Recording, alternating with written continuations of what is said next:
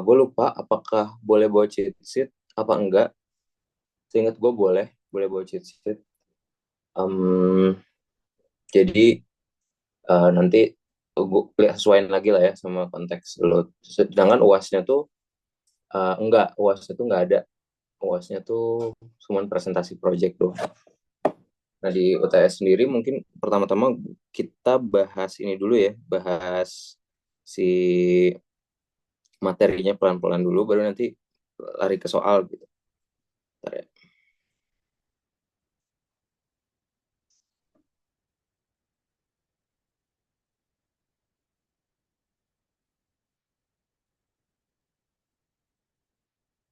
Oke. Eh, ini PPT-nya dari Brian, gue dapet dari Brian. Eh, ada dua ya dosennya, Bunda sama Pak Geri. Tahun lalu tuh Pak Geri ini gak ada, cuman diganti Pak Farid gitu. Ini mungkin perbedaannya. Nah, ini kan silabusnya pendek ya. Jadi emang inti inti dari MSR ini intinya cuman belajar, setahu seingat gue ya dua hal sih, tiga hal secara umum.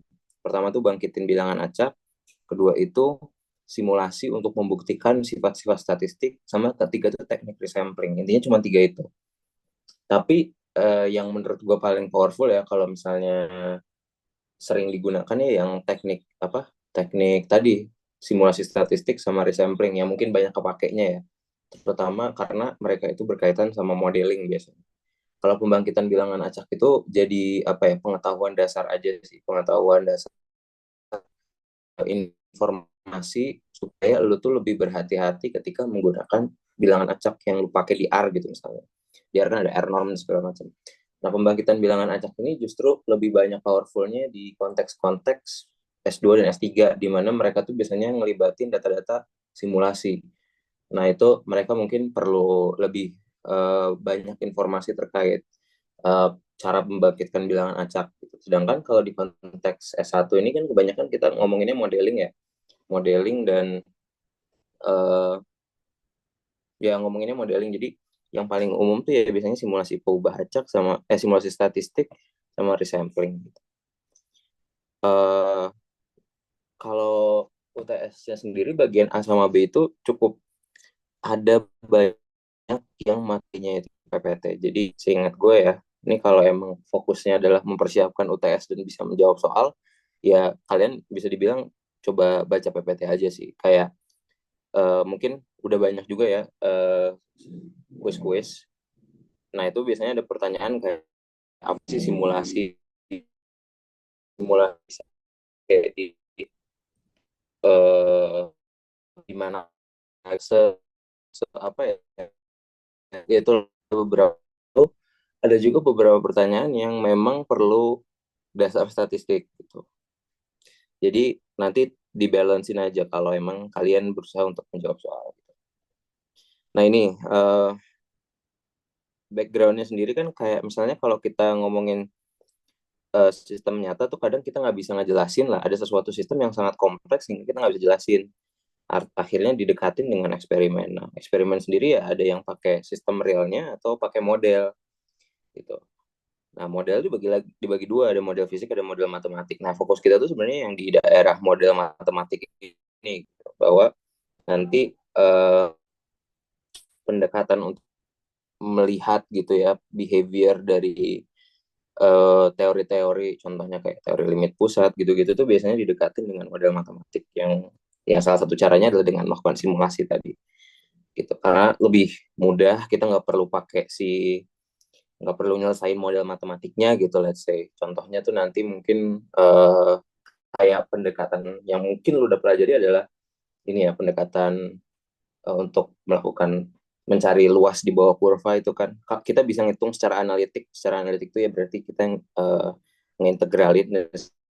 Cuman kalau tadi kita bikin batang, kita hitung luas batangnya, kemudian batangnya kita perkecil. Nah itu kan sebenarnya nggak exact, cuman bisa mendekati sama hasil yang didapat secara analitik.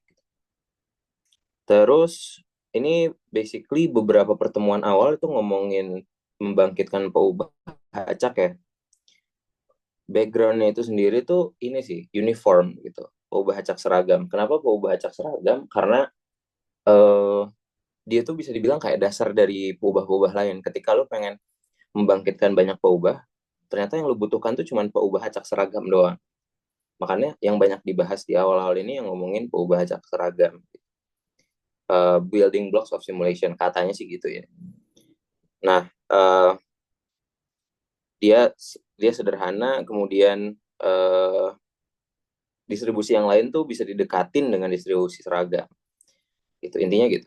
Nah, ini contohnya gitu. Ternyata sesimpel formula ini tuh bisa dijadikan sebagai dasar untuk membangkitkan bilangan acak seragam. Di mana ini formulanya ya. Jadi ada U0, U0 ini seed. Jadi mungkin beberapa dari teman-teman udah familiar dengan seed ini gitu. Karena biasanya kepake di model machine learning gitu. Di set seed gitu. Kenapa perlu di set seed? Supaya reproducibilitasnya bisa dilakukan lagi gitu. Artinya hasil dari pemodelan itu bisa di track back, nggak berubah-ubah gitu. Karena biasanya ketika kita ngomongin contoh aja ya, contoh misalnya random forest gitu. Random forest itu kan bikin banyak decision trees ya, bikin banyak pohon keputusan secara acak dong itu. Nah, proses yang digunakan untuk membangun banyak pohon keputusan itu bisa jadi setiap peran tuh beda. Makanya konsep seed itu diadakan gitu karena supaya dia itu bisa apa ya, bisa adalah bahasa Inggrisnya reproducible apa gue lupa. Intinya gitu supaya dia hasilnya setiap lu ngeran tuh sama, pengennya gitu kan, karena kalau hasilnya beda-beda ya aneh aja gitu, atau susah lah untuk nge-track back, terutama ketika lu nulis paper dan segala macam. Jadi biasanya kita set dulu. Nah, U0 ini yang digunakan jadi dasarnya nilai awal, kemudian lu bisa kayak ngitung UN plus 1 gitu. Jadi U1 misalnya. U1 itu ya Pi ditambah U0 pangkat 5 mod 1. Jadi udah ada formulanya. Ini mod 1 ini kan sebenarnya nggak ada pengaruhnya kan. Ini pendekatan-pendekatan ini bisa dibilang ada dua pendekatan ya ketika lu bangkitin bilangan acak itu. Ada yang apa? Uh, sorry, deterministik sama yang probabilistik gitu ya. Probabilistik itu ya secara harapannya kita probabilistik itu secara acak. Cuman uh, banyak juga didekatin dengan formula-formula ini harapannya supaya dia acak kelihatannya, enggak maksudnya bebas lah ya, kan kita pengen juga punya pembangkitan bilangan acak gitu, walaupun ya formulanya itu sebenarnya deterministik gitu, udah jelas tinggal dihitung aja.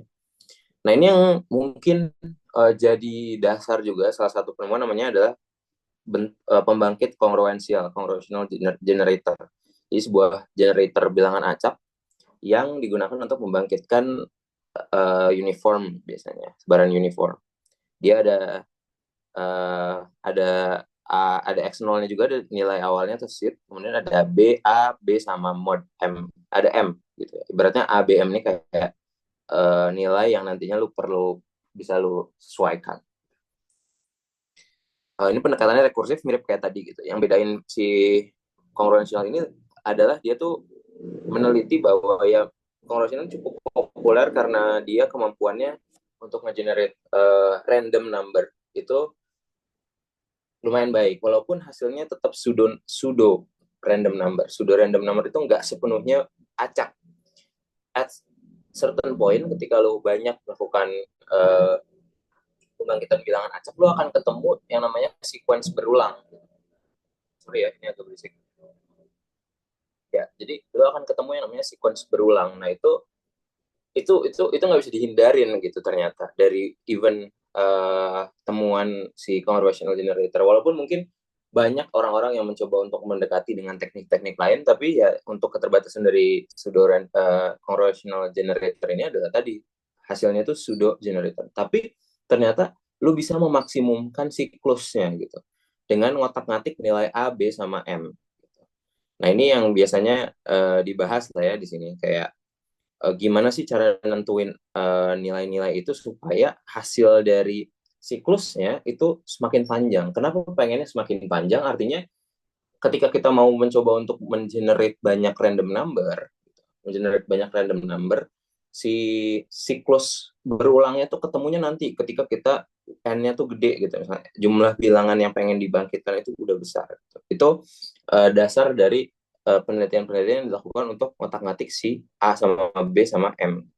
Nah, ini pokoknya kita menginginkan pembangkitan bilangan acak dengan siklus yang terpanjang. Eh, Maksimum dari panjang siklus ini adalah M, gitu. Kata-katanya ya, panjang siklusnya adalah M. Cuman ini adalah aturan-aturan gitu untuk bisa mendapatkan panjang siklus yang maksimum. Nah, ini mungkin uh, seingat gue ada juga soal kayak ABC gitu, yang misalnya yang bukan dapat dilakukan untuk mencapai siklus maksimum itu apa. Ini udah ada beberapa contoh, nanti mungkin dibaca aja. Nah, ini contoh juga independensi antar pengamatan. Jadi, gimana sih kita mengevaluasi proses pembangkitan bilangan acak? Ternyata caranya ya mungkin sesederhana sesederhana kita ngecek misalnya ada nggak sih pengaruh dari urutan. Ketika kita ngomongin pengaruh dari urutan, mungkin yang muncul di benak teman-teman adalah time series. Ketika biasanya berhadapan dengan data time series, mereka itu periode-periode sebelumnya itu mempengaruhi periode-periode selanjutnya gitu. Artinya kayak misalnya XT itu bisa mempengaruhi XT plus 1. Nah, ketika kita berhadapan sama pembangkitan bilangan acak, framework atau cara berpikir seperti itu dapat digunakan ternyata untuk mengevaluasi mengevaluasi apakah hasil pembangkitan bilangan acak itu udah bagus apa belum. Ibaratnya kayak ketika gue membangkitkan bilangan acak, ada nggak sih autokorelasi? Jadi kalimat autokorelasi itu muncul.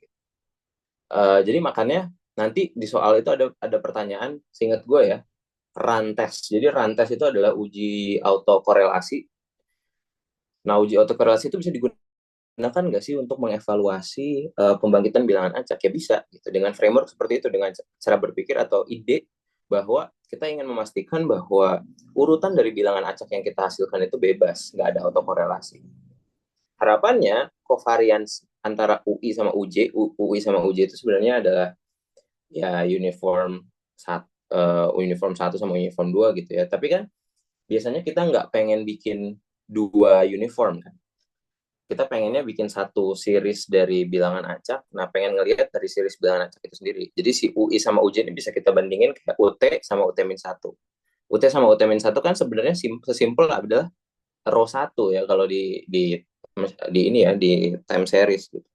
Jadi kita ngecek ACF gitu, ngecek ACF pada leg ke satu gitu. Itu bisa dibilang kayak gitu lah. Intinya covariance-nya tuh diharapkan nol. Kalau nggak nol pasti ya deket nol lah ya.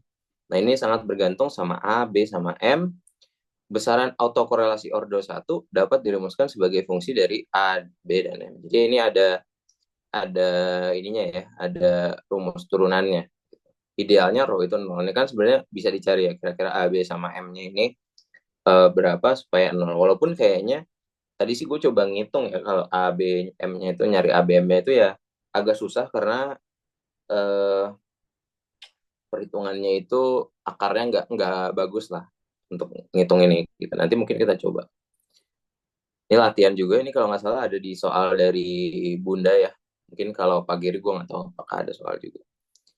Nah, ini diapalin ya apa fungsi kepekatan peluangnya dari uniform gitu ya. Oke. Nah, terus tadi kan kita ngejelasin ya bahwa eh, ternyata si uniform ini bisa digunakan untuk nge-generate banyak bilangan distribusi atau sebaran peubah acak lainnya gitu. Mungkin ini bahas terkait discrete dulu. Discrete yang paling basic adalah Bernoulli. Bernoulli ya ini fungsi massa peluangnya di sebelah kiri. Ini gue nggak bisa nunjuk-nunjuk, sorry ya. Pokoknya harapannya sambil dengerin aja. Dia Fx sama dengan Px. Ya intinya kan ini nyebutin bahwa kalau X-nya 1, maka peluangnya P. Kalau X-nya 0, kalau X-nya 0, berarti peluangnya satu min P ini kayaknya sih salah ya. Ini fungsi massa peluangnya nggak gini. Intinya harusnya ini X ini satu min X, enggak sih? Iya, ini harusnya satu min X ya. Nanti mungkin dikonfirmasi lagi, tapi intinya gitu. Basically Bernoulli ngomong kayak gitu. Nilai harapan sama ragam, ya ini mirip-mirip Theopel lah ya. Ada Theopel-Theopelnya dikit. Tapi ide dasarnya ketika lo mau membangkitkan peubah acak Bernoulli dari uniform, gimana caranya? Nah, salah satu approach yang umum digunakan itu namanya adalah dengan fungsi kumulatif peluang. Konsep fungsi kumulatif peluang ini kita coba nyari uh, transformasi gitu ya, ibaratnya ini mungkin kaitannya banyak ke Theopel gitu. Nyari transformasi peubah, uh, salah satu pendekatannya dengan fungsi kumulatif gitu. Tapi ide dasarnya sebenarnya sederhana gitu. Ketika lu punya series of uh, nilai uniform kan dari 0 sampai 1 ya. Dari 0 sampai 1. Kalau dia itu kurang dari P, maka lo kasih 1. Kalau dia lebih dari P, berarti dia lo kasih 0. Jadi nanti ibaratnya sesimpel kayak lo punya deret, terus lo bikin if else saja. If else, kalau if dia kurang dari P, kasih 1. Kalau if dia lebih dari P, dia kasih 0. Gitu. Ini yang ide dasarnya gitu. Gimana cara membentuk Bernoulli. Sesimpel itu. Gitu. Mungkin ada yang mau ditanyain dulu sejauh ini?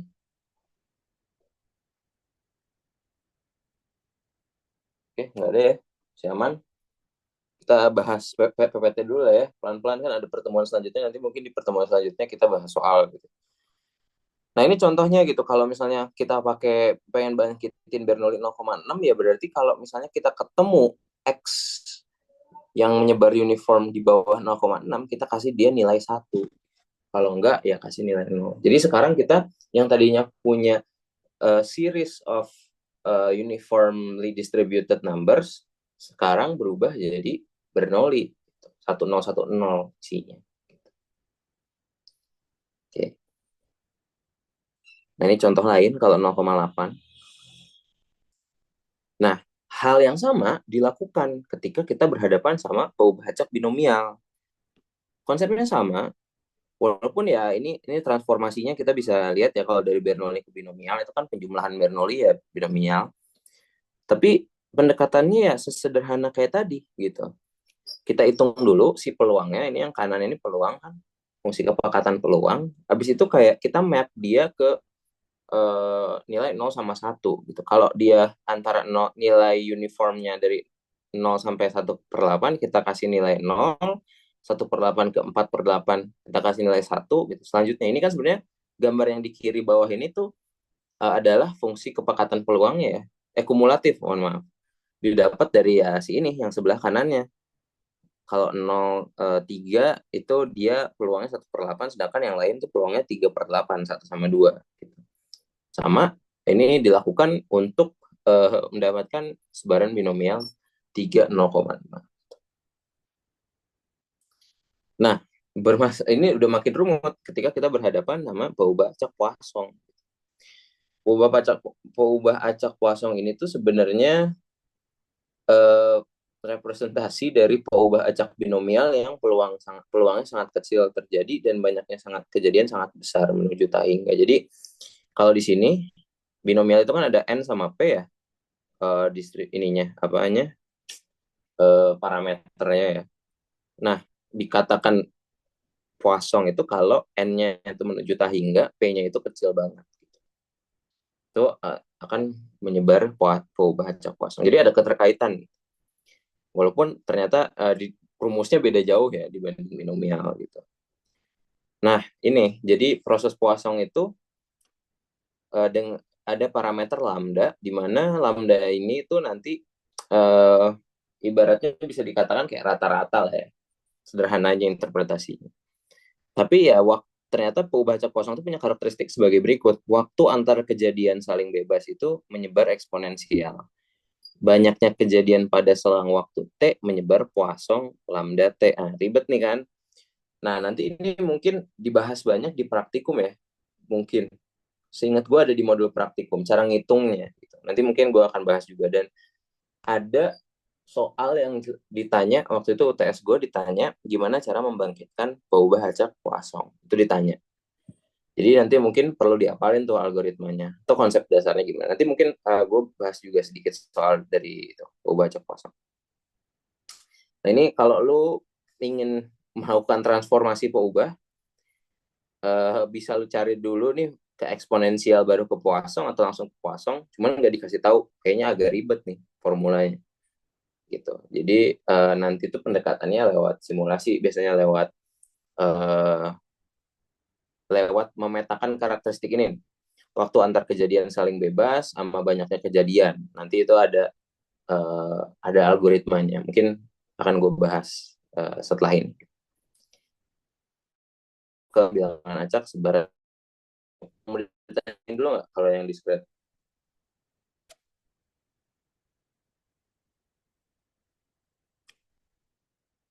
Oke, nggak ada ya, masih nggak ada. Oke, untuk peubah acak continue ada eksponensial.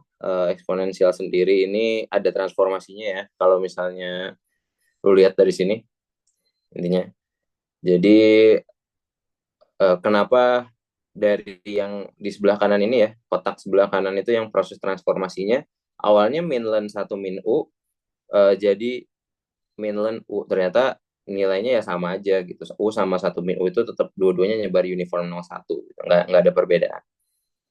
Jadi ini transformasinya bisa, jadi ibaratnya kalau lu udah punya series atau sebuah apa ya, bilangan lah, set bilangan uniform, kalau lu mau ubah ke eksponensial tinggal pakai algoritma ini atau algoritma transformasi ini gitu maksudnya. Nah, eksponensial punya banyak kaitan gitu. Ini bisa eksponensial ke gamma gitu. Nah, itu erat kaitannya sama Theopel sama Instat ya. Tuh, jadi nanti siapin juga tuh apa cheat sheet yang nunjukin gimana sih transformasi dari biasanya ke eksponensial ke gamma, gamma ke eksponensial, terus habis itu ada kalau nggak salah gamma ke chi square. Nah, itu disiapin aja pas di cheat sheetnya untuk membantu. Iya, jadi gamma itu kalau lu uh, jumlahin eksponensial ya, penjumlahan dari beberapa eksponensial itu dia jadinya gamma dengan alfanya itu adalah n, banyaknya penjumlahan eksponensial, betanya itu adalah lambda. Oh, ini ada nih, ada pointernya ya ternyata. Ntar, yang mana ye?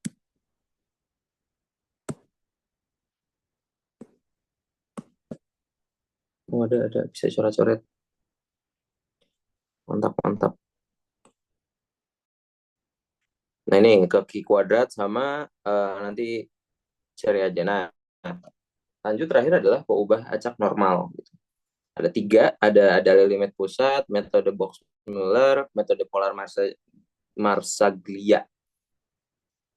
Ide dasarnya kalau dari limit pusat ini adalah tadi kalau misalnya kita punya banyak uniform dengan n yang cukup besar ya, n cukup besar, penjumlahannya itu ternyata menyebar normal. Nah, ini uh, contoh aja ya, contoh adalah kalau misalnya kita punya penjumlahan dari normal yang ini, dia jadi yang bawah ini, itu dia kalau lo mau dapat normal 01 gitu. Kalau mau dapat normal mu sama sigma kuadrat gimana? Itu nanti tinggal ditransformasi aja sebenarnya. Ini tuh dapat dari ada nggak ya di bawah penjelasannya? Bentar. Oh, nggak ada ya. Nanti deh ya. Mungkin gue bahas nanti di PPT yang satu lagi. Soalnya PPT yang ini kayaknya baru. Tidak ada penjelasannya untuk yang normal ini. Jadi inti inti dasarnya adalah kayak gitu, kayak kalau kita jumlahin sebanyak n yang cukup besar, ternyata normal U1 itu uniform itu bisa jadi normal gitu ibaratnya si apa sebarannya kayak gitu. Pendekatan lain itu pakai box Muller. Jadi kalau lu punya dua peubah acak yang saling bebas U1 dan U2, ini ada transformasinya nih gitu, dengan memanfaatkan uh, cosinus dan sinus lah intinya gitu. Ini ada penurunannya. Ini nggak banyak ditanyain sih jujur. Mungkin intinya aja apa perbedaan dari box Muller dan si ini ya nanti polar Marsaglia. Sebenarnya ini tuh konsepnya sederhana. Kalau lu mau bikin simulasi adalah namanya ada rejection. Jadi setelah tadi ada pakai ini ya, pakai inverse cumulative function, ada juga yang metodenya rejection. Ibaratnya kalau lu mau melihat gitu ya distribusi dari yang ada di lingkaran ini, si U1 sama U2 itu sebenarnya apa ya, membentuk si bulatan ini gitu intinya ya.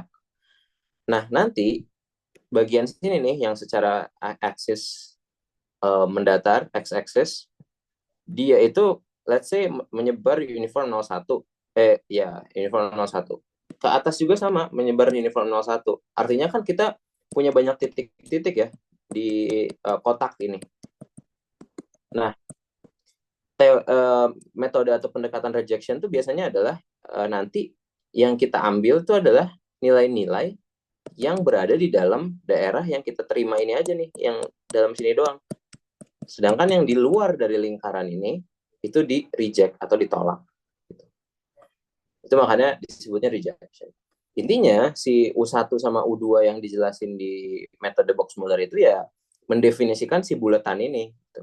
Si bulatan ini nanti tinggal kita define aja tuh uniformnya yang banyak dari ini kalau dari sini dari negatif 1 ke 1 ya, dia pakainya pendekatannya. Gitu. Nah, kita bikin dari situ, nanti yang di luar dari lingkaran gitu, di luar dari daerah tersebut ya kita tolak, nanti baru bilangan acak yang ada di dalam bulatan itu baru disebut bilangan acak yang nanti menyebar normal gitu intinya. Bedanya sama polar Marsiglia adalah ini, dia tuh kayak apa ya, menghilangkan perhitungan kosinus dan sinus gitu. Makanya di akhirnya ya nggak ada nih N1 sama N2 tuh nggak ada lagi kosinus sama sinus. Penurunannya sama dari Box-Muller, cuman si polar Marsiglia ini nggak pakai perhitungan sinus dan kosinus. Seperti itu intinya. Oke, ada yang mau ditanyain dulu? Gue sambil mencoba mencari ya. Nah ini konsep juga ya, konsep acceptance rejection. Ternyata dibahas juga. Kalau di bawah kurva diterima, kalau di atas kurva ditolak. Nah ini contoh udah masuk ke sebaran percontohan lumayan banyak ya ternyata materinya ya. Dari limit pusat mungkin untuk saat ini kita coba bahas sampai itu dulu ya, yang tadi ya. Karena kalau kita ngomongin yang si simulasi statistik ini kayaknya lebih enak di R ya, gitu. Coba gue review lagi ya, ke bawah lagi. Ya, karakteristik. Nah ini juga bisa kita lihat ya, ternyata karakteristik si parameter sebaran. Oke, gue coba cek lagi ke bawah.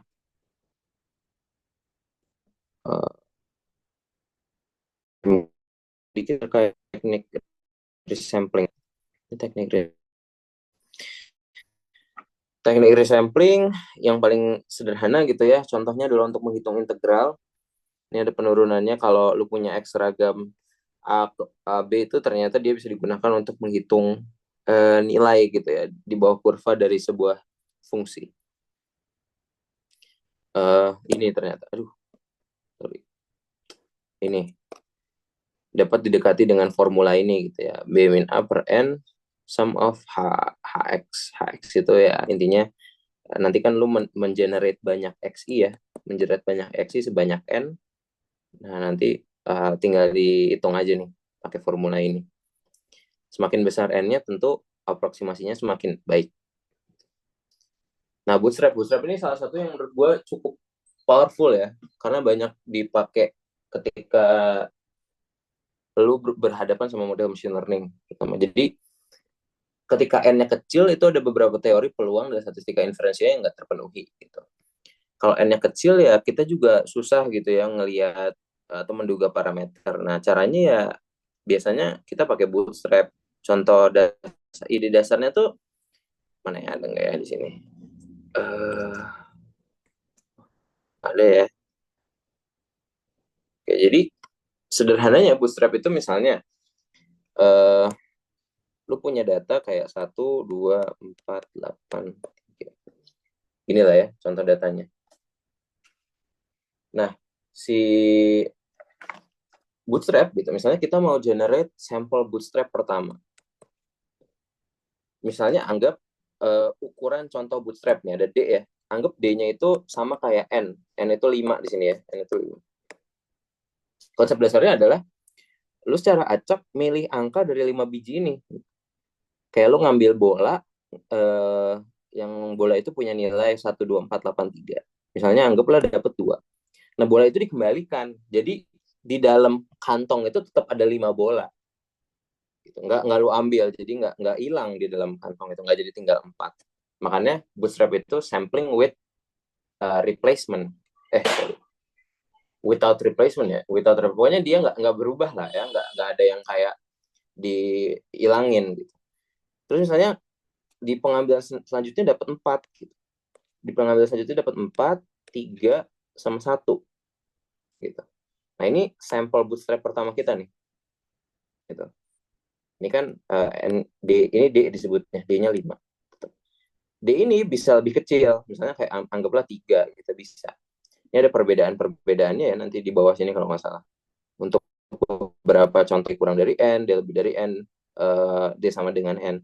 Tapi yang common tuh biasanya D sama dengan N biasanya ya.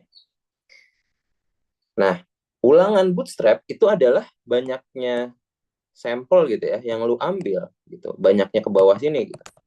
P, B. Jadi ada berapa contoh. Dari sini lu kan sebenarnya bisa ngitung ya. Anggapannya lu bisa ngitung rata-rata dari sini gitu. X bar 1, ini X bar 2 juga lu bisa hitung sampai X bar N. Sehingga yang tadinya punyanya kayak gini cuma 1, 2, 4, 8, 3. Ketika lu ingin mendapatkan sebaran dari X bar, lu bisa ngeplot banyak X bar ini kan. Sehingga lu punya sebaran, lu bisa ngelihat sebaran dari X bar.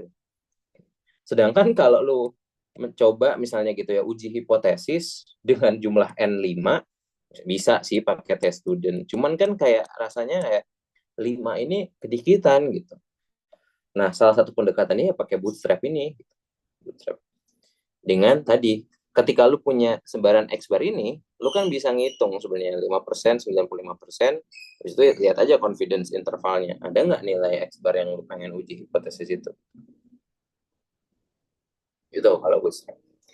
Ini ada beberapa karakteristik Monte Carlo. Monte Carlo sebenarnya ya ini ada ilustrasinya. Cukup umum sih Monte Carlo itu, kayak maksud dari Monte Carlo tuh umum banget. Kalau di sini tuh konteksnya mirip-mirip kayak apa ya, transformasi kali ya. Jadi kayak misalnya lu ngitung nih C square lebih dari 4 gitu ya. Kita bangkitin X dengan sebaran normal, hitung dan simpan X square. Ini gue nggak tahu C square apa ini ya. C square ini ya, karena X ini kan kalau dia normal 01, dia nyebarnya C square. Derajat bebasnya 1 ya. Ulangi 1 dan 2 sebanyak 10.000 kali, hitung berapa persentase nilai X2 yang lebih besar dari 4. Jadi ibaratnya karena lu punya banyak nilai X dan X square, artinya kan lu punya sebaran X square sebenarnya kan, dengan mengulang misalnya contoh 10.000 kali. Nah, nanti kalau lu mau ngecek menghitung peluang ini, ya simply tinggal apa ya, tinggal nyari banyaknya nilai yang X2-nya, X kuadratnya itu lebih dari 4. Tuh, di sini sih konteksnya kayak gitu ya. Kalau Jackknife, dia itu mirip kayak Bootstrap, cuman dia konsepnya adalah misalnya kayak lu punya data lagi ya, contoh. Dia itu setiap ulangannya, misalnya di ulangan pertama, dia ngilangin satu data. Jadi di sini cuma ada 2, 4, 8, 3. Saya dihitung X bar 1. Di 2, dia ngilangin data kedua. Berarti jadinya 1, 4, 8, 3. Jadi jumlah sampelnya itu selalu N-1 ya di setiap ulangan. Nah, baru nanti si X bar-nya ini yang dijadikan misalnya sebarannya atau ngecek untuk jadi uji hipotesis gitu. Dah, itu mungkin resampling. Ada yang mau ditanyain dulu? Kalau enggak, gue akan coba bahas beberapa soal sederhana ya.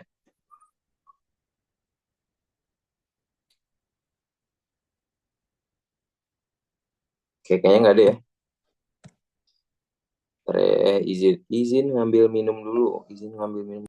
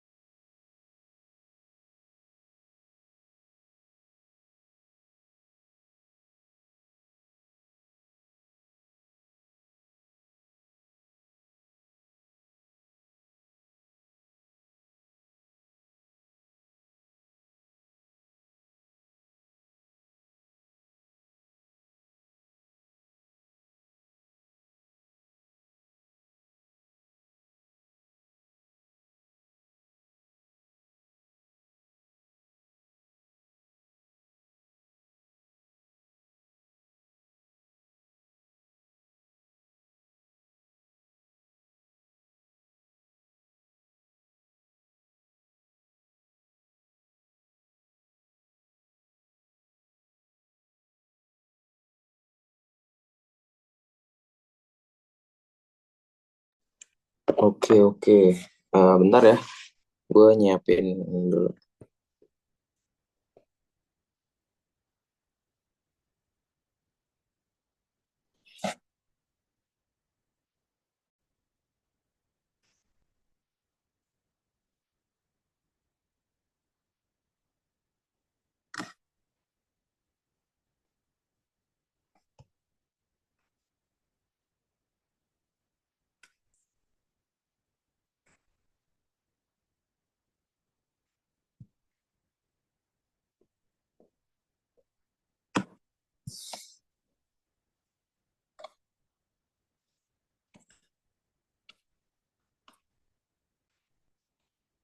Oke, gue lanjut. Kita bahas soal ini dulu ya. Mungkin kayak yang di kuis-kuis Bu Pika itu.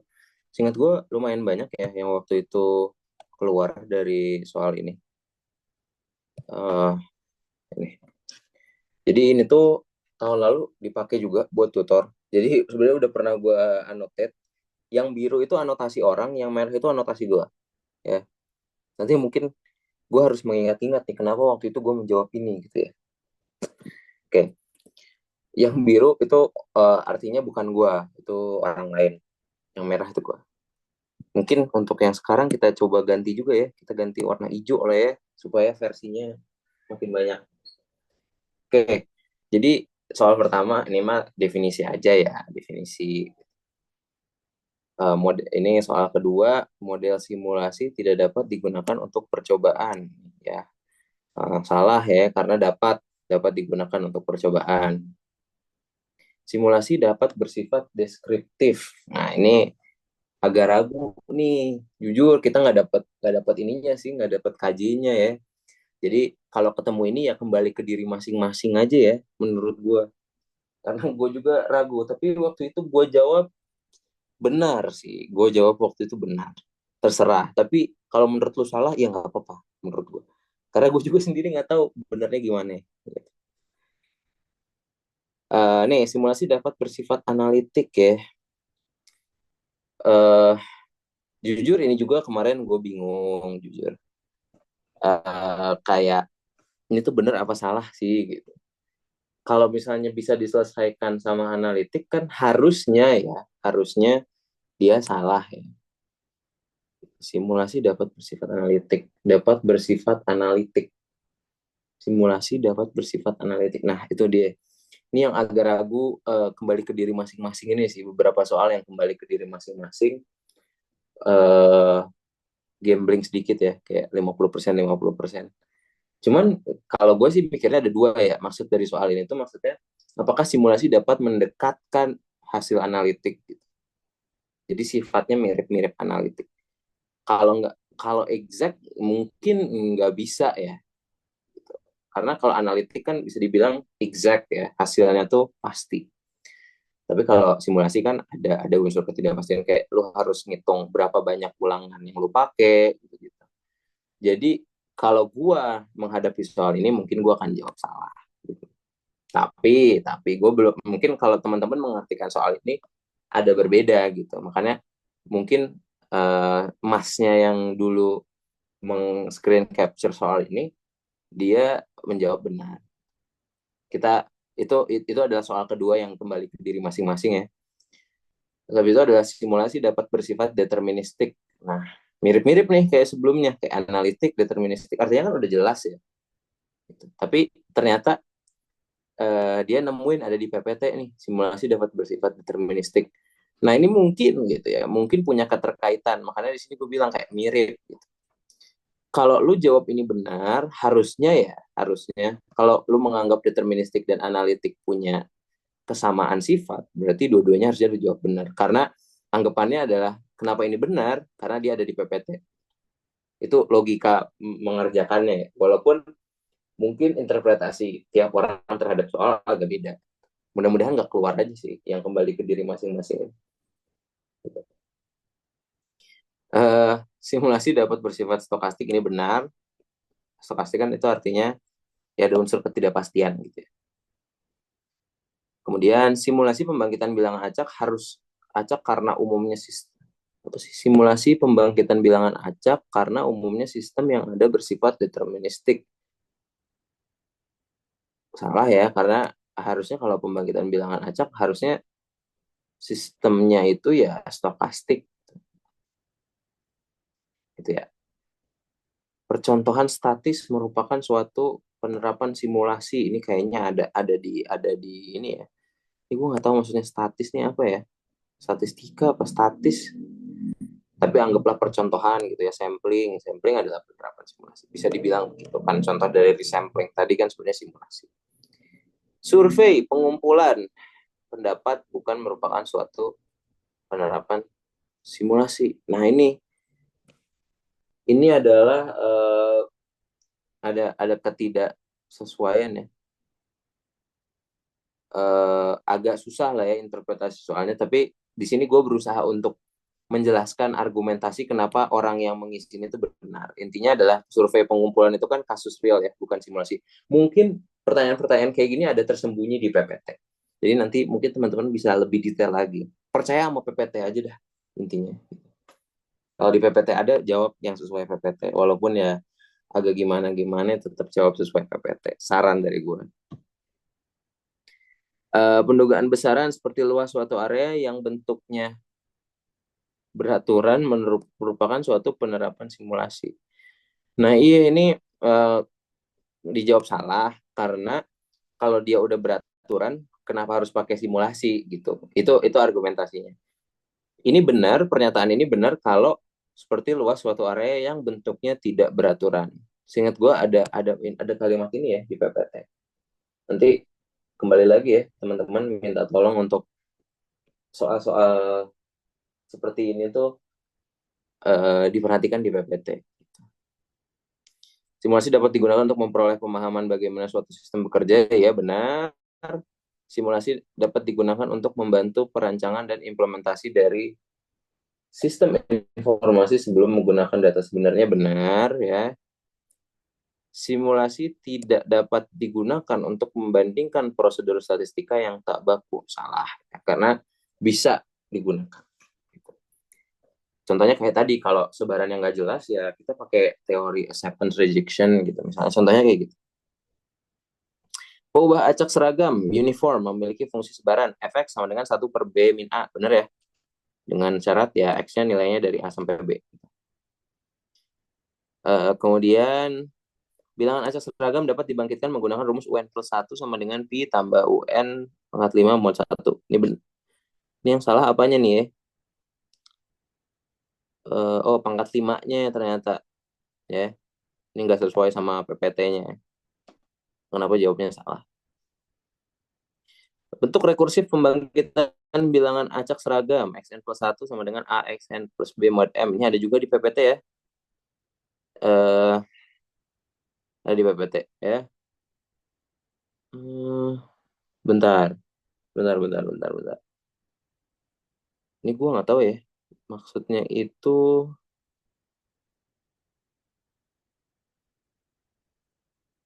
tanda kurung sih. Ini masalahnya tanda kurung kayaknya ya. Tanda kurung. Ini kan yang di PPT tanda kurungnya di sini ya. Oh sini tanda kurungnya di sini. Ini perlu gue konfirmasi ya. Nanti tolong ditagih. Ada nggak perbedaan penempatan tanda kurung ini di perhitungannya? Oke. Bentuk rekursif pembangkitan bilangan acak seragam. Bilang konstanta yang digunakan sama dengan nol merupakan bentuk multiplikatif. Kalau B-nya sama dengan nol ya. Ini contoh kalau yang di sini ya. Kalau B-nya ini nol kan sebenarnya cuma A kali XN ya. A kali XN kan sebenarnya kayak AR kalau di time series. Ya kan? Dia A itu theta, pi ya, kalau AR itu biasanya disebutnya pi. XN itu ya data sebelumnya. Ini bentuk multiplikatif kalau B-nya itu sama dengan nol. Konstanta ya kan, konstantanya itu B.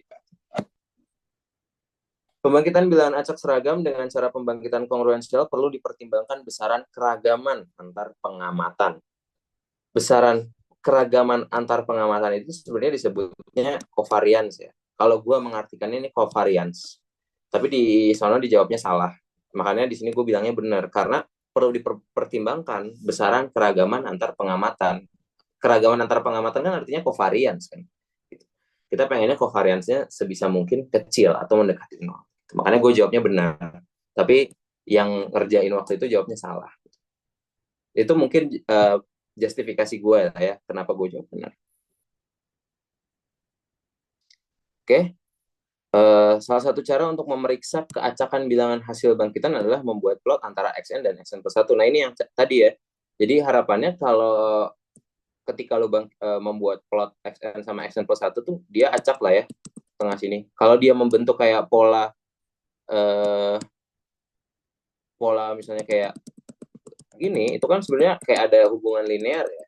Gitu. Nah itu yang bisa lo lakukan gitu untuk ngecek ada nggak sih eh, keacakan bilangan hasil bangkitan. Nah ini tadi rantes untuk ngecek autokorelasi. Seingat gue ini rantes ini khusus ya untuk leg 1. Ngecek untuk leg 1. Jadi lumayan align sama yang sebelumnya. Jadi sebenarnya bisa ya ini salah kenapa karena ada kata tidak. Oke. Terus pembangkitan bilangan acak normal dari bilangan acak seragam dapat dilakukan menggunakan dalil limit pusat. Benar ya, tadi kita udah bahas. Jika UI adalah bilangan acak seragam, oh ya, terkait yang ini, coba bentar. Hmm, bentar ya. Seingat gue tadi gue membuka sesuatu. DVD. Kita coba cari ya. Oke, nih ya.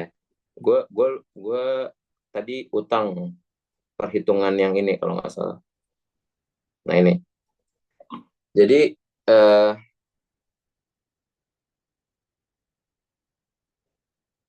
ini aja deh ya. Gue SS.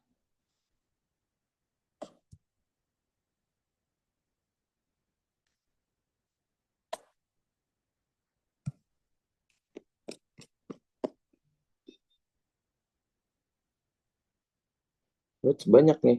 Lihat-lihat. Eh,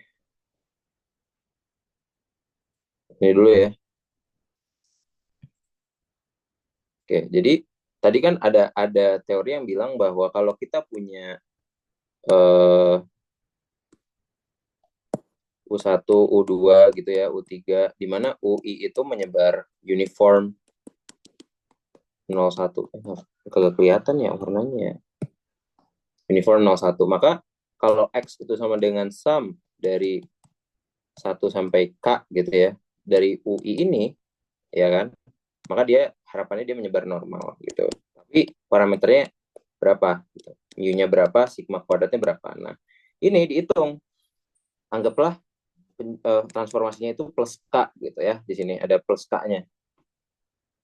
Penjumlahan uniform plus K plus suatu konstanta. Intinya kayak gitu.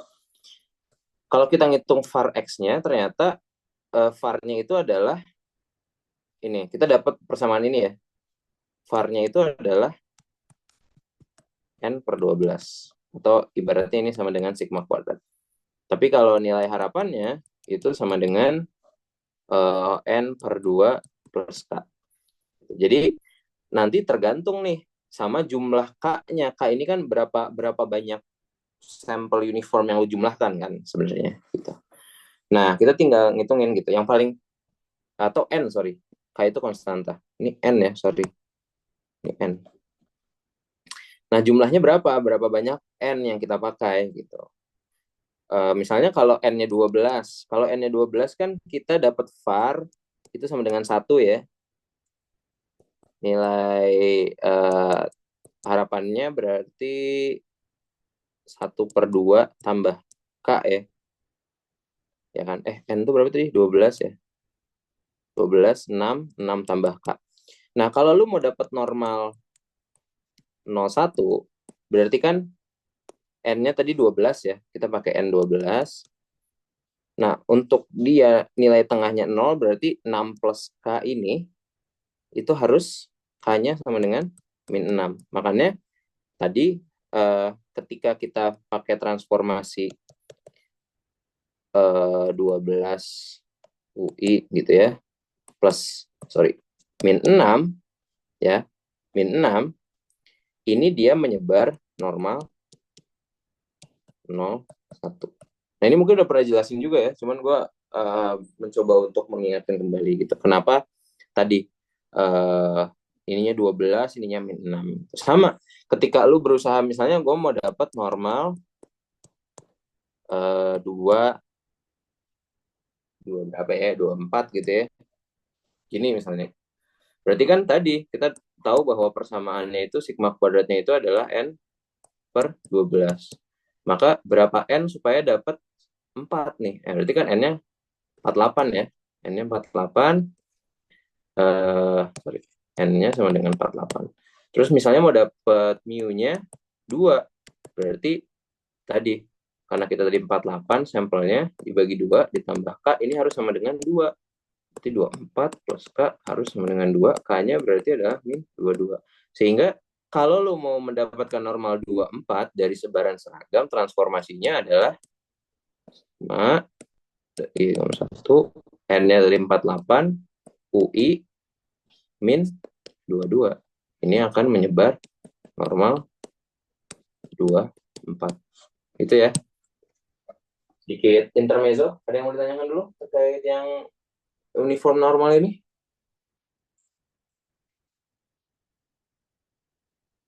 Oke, sebenarnya tidak ada ya. Ya paham. Oke, kita balik lagi ke soal yang di atas.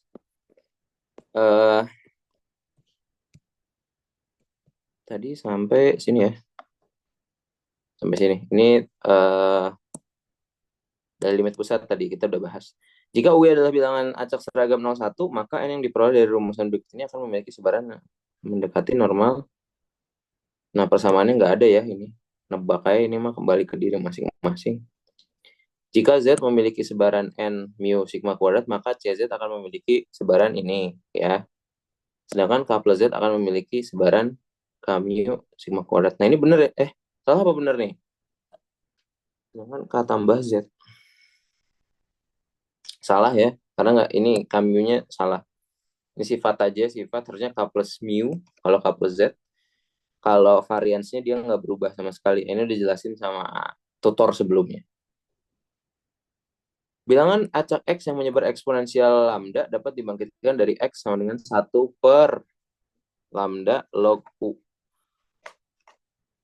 Nah, ini harusnya adalah ada negatifnya ya. Bentar. Coba lihat di PPT ya, sambil buka PPT. Gue udah lupa, jujur. Formulanya lupa. Ini ya, min len 1 min U. Jadi ada negatifnya ya sebenarnya. Kalau di sini nggak ada ya, makanya dijawabnya min len U kan, harusnya ada min len U. Cuman min len U ini negatif log U ya. Log U pangkat 1 per log U. Nah ini kalau misalnya 1 per log U, 1 per log U. Anggaplah log ini maksudnya len ya. 1 per log U. 1 per log U ini kan negatif log U. Jadi 1 per log U itu kalau ditransformasi bisa jadi negatif log U kan. Jadi kalau dia 1 per log U lambda, itu kan bisa lu tulis sebagai negatif log U per lambda. Ini bener ya? Coba yang jago ngitung-ngitung bisa tolong ya. Apakah gua lupa atau gua, kan intinya kan negatif log U itu bisa diubah jadi log U pangkat min 1 ya. Log U pangkat min 1 sendiri. Oh enggak, ini log 1 per U, sorry. Log 1 per U. Salah, ini salah. Jadi makanya ini kan kalau lu tulisin bentuknya gini kan, 1 per lambda kali log U. Maksud dari sini kan. Sedangkan harusnya itu ada negatifnya nih yang dipermasalahkan. Nggak ada negatifnya. Itu aja sih. Mana dijawabnya salah. Oke, yang ini tolong dihiraukan ya. Ternyata salah kalau perhitungan. Oke, lanjut. Bilangan acak Bernoulli 0,5 tidak dapat dibangkitkan dari bilangan acak yang menyebar normal 0,1. Salah, karena bisa pakai teori acceptance rejection. Kayak misalnya kita kasih batas aja di nolnya gitu. Kalau misalnya normal 0,1 ini dia kurang dari 0, kita kasih 0. Lebih dari 0, kita kasih 1 gitu. Itu kan kayak bilangan acak Bernoulli kan. Gitu. Karena sifat dari menyebar normal itu sendiri kan simetris gitu. Kalau kita bagi pas di tengahnya, ya berarti kiri 0,5, kanan 0,5.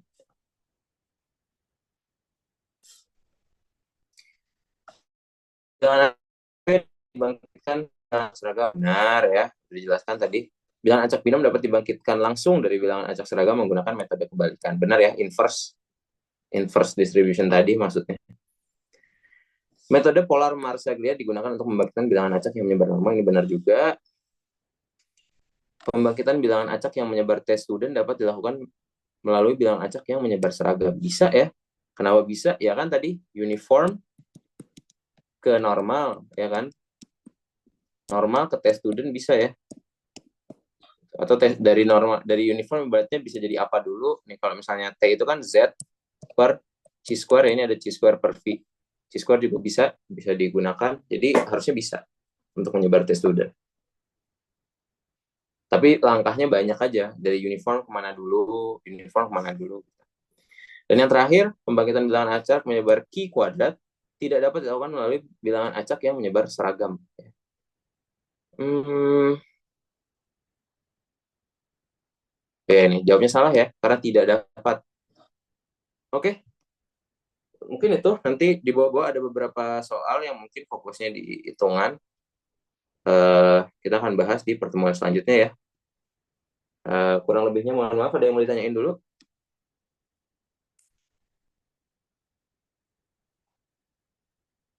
Oke, gue hitung 1, 2, 3. Oke, kalau emang nggak ada, gue cukupkan. Terima kasih teman-teman yang sudah hadir. Sukses buat ininya ya, buat UTS-nya. Tanggal berapa? Gue nggak tahu. Cuman sukses aja buat teman-teman. Hopefully lancar-lancar. Kita bertemu di pertemuan selanjutnya. Gue kembalikan ke Brian ya. Silakan Brian. Habis ini mau sesi apa? Terserah. Oke, thank you banget Bang udah ngeluangin waktunya buat jadi tutor. Mungkin buat pertemuan duanya nanti paling habis pertemuan 7 di MSR kali ya. Mungkin di tanggal berapa ya? Pertemuan 7 itu di Senin. 19. Nanti paling di antara 10 sampai 13 gitu. Oke, oke. Aman, aman. Insya Allah gue bisa di pekan gitu. Nanti kita sepakatin aja tanggalnya ya. Siap, Bang. Oke, sebenarnya udah gitu aja sih, nggak ada sesi lagi harusnya. Oke, kalau nggak ada, selamat beristirahat teman-teman. Dan selamat ya beristirahat. Oke, gue izin live ya. Thank you teman-teman. Oke, sip, Bang. Makasih, Bang. Makasih, Bang. Yuk, sama-sama.